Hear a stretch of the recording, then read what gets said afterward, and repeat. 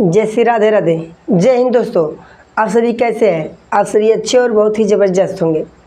तो आज अब मेरे साथी हमने कल क्या सीखा मेरे भाई, मैंने आपको बताया कल कि प्रतिरोध क्या होता है। ठीक है दोस्तों, प्रतिरोध के बारे में आप सभी को मैंने सिखाया। ठीक है, तो मेरे भाई आपसे मेरा पहला क्वेश्चन है मेरे भाई कि बताओ कि प्रतिरोध निर्भर किस पे करता है। मैंने कल बताया था आपको, प्रतिरोध निर्भर करता है। ऑप्शन में दिया है तापमान, लंबाई, अनुप्रस्थ काट क्षेत्रफल और सभी दिया है ऑप्शन। क्या मेरे भाई इन चारों ऑप्शन में से मेरे भाई कौन सा ऑप्शन सही है? मेरे सभी दोस्त फटाक से कमेंट में इसका उत्तर बताएंगे। देखते हैं मेरे दोस्त कौन बता सकता है। तो मेरे साथी मैंने कल क्या सिखाया? मैंने कल ये भी बताया था कि एक तार है। क्या है दोस्त? एक तार है। ठीक है, इसकी लंबाई अगर बढ़ाने पे, अभी आ जाओ तुमको सिखाते हैं पूरा। इसकी लंबाई ये क्या होता है? इसका क्षेत्रफल, अनुप्रस्थ काट क्षेत्रफल होता है। ठीक है, तो दोस्त आगे एक चांदी का तार है। ठीक है, कौन सा तार है साथी? चांदी का तार है, समझ लो। एक क्या पहला रूल इस पर क्या होता है मेरे दोस्त कि एक प्रतिरोध अनुक्रमानुपाती लंबाई की होता है मेरे साथी। तो क्या मेरे भाई प्रतिरोध लंबाई पे निर्भर करता है? तो बोलेंगे भैया हाँ जी भैया करता है। क्यों करता है मेरे दोस्त? क्योंकि मैंने बताया था अगर प्रतिरोध बढ़ेगा तो लंबाई भी क्या होगी साथी? बढ़ेगी। मैंने बताया अगर प्रतिरोध घटता है तो लंबाई भी घट जाएगी। क्या इतनी बातें सभी को समझ में आई थी कल? फिर साथी एक दूसरा कारक जो इसको प्रभावित करता है, वो कौन सा कारक है? वो है मेरे भाई, देखो प्रतिरोध सेम होता है अनुक्रमानुपाती, ऐसे बोलते हैं व्युत्क्रमानुपाती। चिन्ह मेरे भाई सबसे होता है व्युत्क्रमानुपाती। कैसे होता है? क्योंकि 1/a लिख दिया जाता है, इसलिए से कहते हैं प्रतिलोम या व्युत्क्रमानुपाती कहते हैं। क्षेत्रफल के व्युत्क्रमानुपाती होता है प्रतिरोध। अब बताओ मेरे साथी, अगर प्रतिरोध बढ़ेगा तो इसके क्षेत्रफल में क्या प्रभाव पड़ेगा? ठीक है साथियों, तो मेरे भाई अगर प्रतिरोध बढ़ेगा तो इसका क्षेत्रफल क्या होगा जी? घट जाएगा। अगर मेरे साथी अगर प्रतिरोध बढ़ता है तो आप सही बताएंगे मेरे भाई अगर प्रतिरोध घट जाता है तो बताओ, अगर प्रतिरोध घट जाता है तो क्या होता है मेरे दोस्त? अगर प्रतिरोध घटेगा तो जो इसका क्षेत्रफल है वो क्या होगा? बढ़ जाएगा। मैंने कल इतनी ही बातें आपको बताई थी। फिर मैंने क्या किया था, इन दोनों को आपस में ऐड कर दिया था। मैंने बताया आर प्रोपोर्शनल L/A। ठीक है, ये इसका होता है मेन सूत्र। ठीक है, जैसे ही हम इस चिन्ह को हटाते हैं, ठीक है साथियों, तो क्या आता है मेरे भाई? या आर बराबर, जैसे ही बराबर का चिन्ह लगेगा एक नियतांक आता है, इसको बोलते हैं मेरे भाई ना प्रतिरोधकता। ठीक है, और L/A। ठीक है, ये एक क्या है? यह एक नियतांक है। क्या है मेरे साथी? यह एक नियतांक है। क्या है मेरे दोस्त? यह एक नियतांक है। अब बताओ मेरे भाई, क्या इतनी बातें समझ में आ गई? बोलेंगे सभी मेरे दोस्त। तो अच्छा साथी, अब हम बात करते हैं, इतनी बातें सभी दोस्तों को समझ में आ चुकी होंगी। अब देखो मेरे दोस्त क्या होता है, आपसे क्वेश्चन कितना भी घुमा के पूछ सकता है कि बोल सकता है मेरे भाई ना अगर प्रतिरोध बढ़ेगा तो लंबाई पे क्या प्रभाव पड़ेगा? तो आप बोलेंगे भैया कि अगर प्रतिरोध बढ़ता है तो लंबाई भी बढ़ जाती है। अगर पूछता है कि प्रतिरोध घट जाता है तो बताओ उसके क्षेत्रफल पे क्या प्रभाव पड़ेगा? तो मेरे भाई अगर प्रतिरोध घटता है तो उसका जो क्षेत्रफल है क्या होता है मेरे साथी? ऊपर की तरफ या बढ़ जाता है। ठीक है दोस्तों, आज से पूछता है मेरे भाई ना कि इसको क्या बोलते हैं मेरे भाई? एक नियतांक है, इसको हम बोलते हैं रो। क्या बोलते हैं दोस्तों? रो बोलते हैं। रो कब बदलता है? रो का मान बदलता नहीं है मेरे भाई, क्योंकि वो नियतांक होता है, लेकिन कहीं कहीं वो बदल जाता है। अब बोलेंगे भैया आपने बोला बदलता नहीं है, तो कैसे बदल जाता है? आ जाओ इसकी भी थोड़ा सा चर्चा कर लेते हैं मेरे भाई। जो ये रो होता है ना, ये कब बदलता है? पदार्थ की मात्रा पर निर्भर करता है कि ये पदार्थ किस चीज़ का है। जैसे आ जाओ, अगर ये चांदी का तार हुआ, ठीक है, और कॉपर का तार हुआ, ठीक है, चांदी या कॉपर, और बताओ लोहा का भी तार होता है क्या? हाँ जी भैया। ETC एल्युमिनियम का भी तार होता है, एल्युमिनियम। ठीक है दोस्तों, एल्युमिनियम, चांदी, कॉपर, ETC। तो दोस्तों ना, अगर अलग अलग पदार्थ के होते हैं तो रो का मान भी क्या होता है साथ ही बदल जाता है। तो एक किस पे निर्भर करता है मेरे भाई? रो, जो प्रतिरोधकता उसको बोलते हैं, क्या बोलते हैं मेरे भाई? प्रतिरोधकता। रो को हम क्या बोलते हैं दोस्तों? रो का चिन्ह ऐसे बनता है, ठीक है, इसे बोलते हैं हम लोग प्रतिरोधकता। प्रतिरोधकता, ठीक है। ये बदलता कब है? जब पदार्थ की मात्रा अलग अलग हो तो ये क्या होता है मेरे साथी? बदल जाता है। बस इतनी छोटी सी आपकी बात पता होनी चाहिए। ये मेरे भाई ना, इसका जो प्रतिरोध होता है ये तापमान पर भी निर्भर करता है, ये हमेशा याद रखना। ठीक है दोस्तों, आगे बातें समझ में बहुत अच्छे। तो मेरे भाई अब देखो ध्यान से, प्रतिरोध एक और लिख लो। प्रतिरोध किस पर निर्भर करता है मेरे भाई? तापमान पर भी करता है, लंबाई पर भी करता है भैया, हाँ जी भैया करता है, क्षेत्रफल पर भी करता है, हाँ जी भैया करता है। तो तीनों ऑप्शन ही सही है ना मेरे भाई। तो option number D is the right answer. क्या मेरे भाई आप सभी को इतनी बातें समझ में आ गई? तो आ जाओ मेरे साथी, अब एक क्वेश्चन और आपसे पूछ लेता हूँ कि बताएंगे सभी साथी, क्या मेरे दोस्त प्रतिरोध का मात्रक क्या होगा?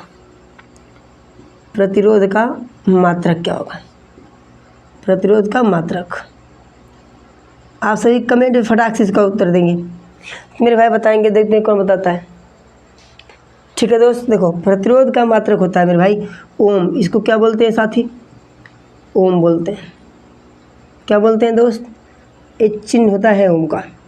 ठीक है साथियों, और इसको किससे प्रदर्शित करते हैं? प्रतिरोध को रेसिस्टेंस मतलब R से। ठीक है, और एक क्वेश्चन और आपसे मेरे भाई पूछते हैं इसी में। ठीक है, आपसे एक क्वेश्चन और पूछ सकता है कि बताओ मेरे भाई कि अगर, ठीक है, अगर मेरे भाई पूछ ले कि लंबाई घट जाती है तो प्रतिरोध पे क्या प्रभाव पड़ेगा? अगर लंबाई घट जाती है तो प्रतिरोध पे क्या प्रभाव पड़ेगा मेरे भाई? प्रतिरोध भी घट जाएगा। ठीक है दोस्तों, क्या इतनी बातें आप सभी को समझ में आई मेरे भाई? देखो मैंने कल इतना ही पढ़ाया, ठीक है साथियों, तो मैंने इसका ओवरव्यू आप सभी को समझा दिया मेरे दोस्त। तो अब हम बात करते हैं प्रतिरोधकता के बारे में, थोड़ा सा और जान लेते हैं। ठीक है, प्रतिरोधकता होता क्या? प्रतिरोधकता मेरे भाई नाम, यह क्या होता है? यह तार का नियतांक होता है। क्या होता है? तार का नियतांक होता है।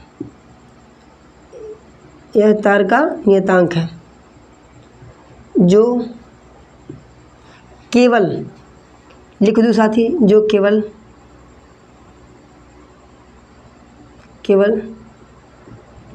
तार के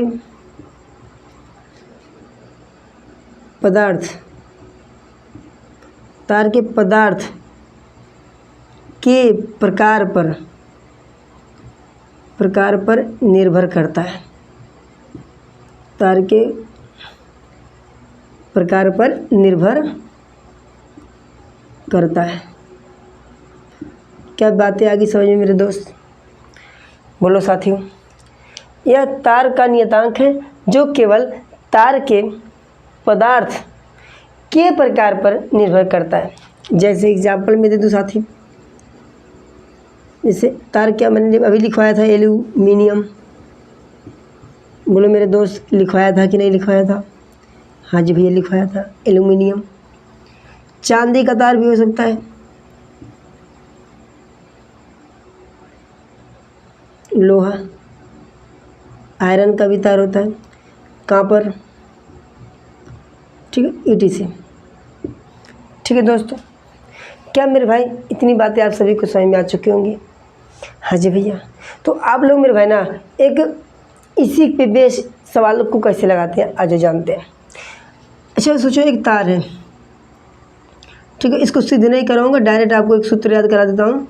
ठीक है, एक तार है, मैं कहूँ इस तार की, सोचो एक तार है, क्या मेरे भाई? एक तार है, ये समझ जाओ 5 मीटर की तार है। क्या है? 5 मीटर का तार। आप कह दो मेरे भाई इसको खींच कर बढ़ा दो, ठीक है। इसको खींच कर बढ़ा दो तो ये तार कितना गुना बढ़ जाएगा। ठीक है साथी, बस इतना ही जानना है आपको। आ जाओ दोस्तों, एक तार है, ये क्या है मेरे भाई, एक तार है, थोड़ा दूर लिखा गया, देखो यहाँ पे एक तार है। ठीक है, मैंने कहा इसको खींच के मैंने बढ़ा दिया। क्या कर दिया साथी, खींच कर बढ़ा दिया, तो ये कितना गुना बढ़ गया। अगर मेरे भाई ना, अगर ये तार क्या था n, इसकी लंबाई क्या थी समझ जाओ n थी। मैंने कहा अगर 5 मीटर की लंबाई थी, मैंने इसको बढ़ा दिया तो कितना गुना बढ़ जाएगा। अगर ऐसा सवाल पूछता है ना मेरे भाई, तो आप लोग फटाक से एक ही सेकेंड में कर दोगे। बोलो भैया कैसे। हाँ जी भैया, देखो ध्यान से। मान लो तार क्या है, n था, जैसे इसकी लंबाई मैंने खींच कर बढ़ाई ना, तो क्या हो जाएगा, n स्क्वायर गुना बढ़ जाएगा। कितना गुना बढ़ जाएगा मेरे भाई, n स्क्वायर गुना बढ़ जाएगा। तो मेरे साथी सभी लोग, मेरे भाई नोट में लिखेंगे, जैसे समझो एक सूत्र है। ठीक है, याद कर लो, ज़्यादा इसको प्रूफ नहीं करवाते हैं, बस याद कर लो, देखो आसान होता है। अगर कहीं पूछा, अगर तार की लंबाई खींच कर बढ़ाई जाती है तो n स्क्वायर गुना बढ़ जाती है। मेरे भाई आपको क्या पता चला मेरे भाई, अगर हम तार की लंबाई n गुना कर दें तो बढ़ाने पर n स्क्वायर गुना बढ़ जाती है। क्या इतनी बात पता चली आप सभी को। तो मैं यहाँ लिख सकता हूँ क्या, किसी तार की लंबाई n गुना बढ़ाने पर या खींचने पर n स्क्वायर गुना हो जाती है। क्या मेरे भाई इतनी बातें आप सभी को समझ में आई, तो मेरे भाई थम्स अप करेंगे। ठीक है दोस्तों, बहुत ही बेहतरीन बातें बता रहा हूँ मेरे भाई।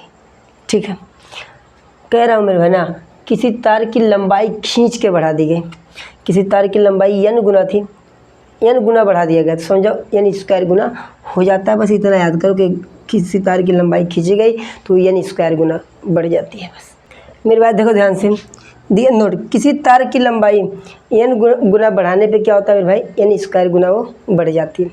एग्जाम्पल के थ्रू आप समझते हैं मेरे भाई। दिया देखो, एक तार की लंबाई खींचकर 3 गुना बढ़ाने पर या 3 गुना कर दी जाए, एक तार की लंबाई खींचकर 3 गुना कर दी जाए तो नया प्रतिरोध क्या होगा, नया प्रतिरोध कितना होगा या क्या होगा। ठीक है, इतनी बातें जानो आ जाओ। तो मेरे साथी ना, मैंने क्या बताया आप सभी को, एक तार की लंबाई खींचकर 3 गुना कर दी जाती है तो नया प्रतिरोध क्या होगा। तो मेरे भाई 3 गुना, एक किसका मान दिया मेरे भाई, n का मान दिया है। n कितना दिया जी, 3 गुना दिया है। तो मेरे भाई मैंने क्या बताया, अगर किसी की लंबाई खींच कर बढ़ाई जाती है तो कितना गुना बढ़ता है, n स्क्वायर गुना बढ़ जाता है। तो n का क्या दिया मेरे भाई, स्क्वायर दिया है। तो मेरे भाई बस n स्क्वायर, 3 पे भी तो स्क्वायर होगा मेरे दोस्त। हाँ जी भैया होगा। तो देखो भाई, n स्क्वायर बराबर 3 गुणे 3, तो n स्क्वायर बराबर 3 त्रिका 9। ठीक है साथियों, क्या हो जाएगा, 9 हो जाएगा। क्या इतनी बातें सभी दोस्तों को समझ में आई, तो मेरे भाई थम्स अप करेंगे। आ जाओ हम इस पे बेस्ड सवालों को कैसे लगाते हैं, आ जाओ हम लोग जानते हैं मेरे दोस्तों। आ जाओ साथियों, अब बताएंगे सभी मेरे दोस्त कि इस सवाल को कैसे करेंगे आप। मेरे दोस्त बताएंगे सभी साथी। मैं आपको देता हूँ मेरे भाई सिर्फ 2 सेकेंड्स। चलो मैंने आपको दे दिया 30 सेकेंड में आप लोग लगा के दिखाएंगे। 2 सेकेंड बहुत कम होता है, तो करेंगे मेरे सभी साथी। देखो क्वेश्चन क्या दिया है भाई, बोल रहा है कि 10 ओम के प्रतिरोध क्या दिया है, आर दे दिया है साथी। ठीक है, कह रहा है कि एक तार है की लंबाई खींचकर 2 गुनी कर दी जाती है। 2 गुनी क्या दिया है मेरे भाई, ये n दिया है। तो पूछ रहा है कि नया प्रतिरोध क्या होगा। फिर से आर ही पूछ रहा है साथियों। ठीक है मेरे दोस्त, इस सवाल को कैसे करते हैं बहुत ही बेहतरीन तरीके से सीखेंगे मेरे दोस्त, और दूसरा सवाल आप लोग करके दिखाएंगे। देखो ध्यान से, सबसे पहले मैंने बताया था एन स्क्वायर गुना बढ़ाने, एन गुना बढ़ाने पे एन स्क्वायर गुना बढ़ जाती है साथी। तो मेरे भाई एन का मान क्या दिया है, 2 दिया है, तो एन स्क्वायर यानी 2 का स्क्वायर, तो एन का स्क्वायर हो गया, तो बताओ क्या होगा, 2 दूनी 4 होगा। एन का मान क्या आ गया मेरे दोस्त, एन स्क्वायर गुना बढ़ जाती है, सीधे एन का मान क्या हो गया, एन हो गया। ठीक है, एन गुना बढ़ाने पर कितना बढ़ जाती है, एन स्क्वायर गुना बढ़ जाती है। ठीक है दोस्तों, तो मेरा एन का मान क्या आ गया, 4 आ गया। ठीक है, अब पूछ रहा है कि नया प्रतिरोध, नया प्रतिरोध। ठीक है दोस्तों, तो ऐसे करेंगे आप, नया प्रतिरोध बराबर आर बराबर, ठीक है, आर बराबर, देखो नया प्रतिरोध में क्या करते हैं मेरे भाई, जो 4 आया इसको लिख लो गुणे, और इसके पहले पुराना प्रतिरोध का इसमें डाल दो, तो 10 चुक के कितना हो गया, 40 ओम। तो मेरे भाई 40 ऑप्शन में कहीं दिया है, हाँ जी भैया दिया है, बी फॉर बाहुबली। आप फटाक से इसको करके दिखाएंगे मेरे दोस्त। ये रहा आपका होमवर्क्स मेरे भाई, सभी लोग इसका कमेंट में उत्तर जरूर बताएंगे। ठीक है मेरे दोस्तों, आप सभी को बहुत ही बेहतरीन क्लास लगी होगी मेरे दोस्तों, आप सभी ने बहुत ही बेहतरीन तरीके से इसको सीखा होगा। तो मेरे दोस्त मैं आपसे बस इतना ही चाहता हूँ मेरे भाई, कोई फीस नहीं, फ्री है मेरे साथी। बस मेरे भाई ना इसे ज़्यादा से ज़्यादा शेयर कर दो मेरे भाई, और लाइक और कमेंट मेरे भाई इसे ठोक दो मेरे दोस्त।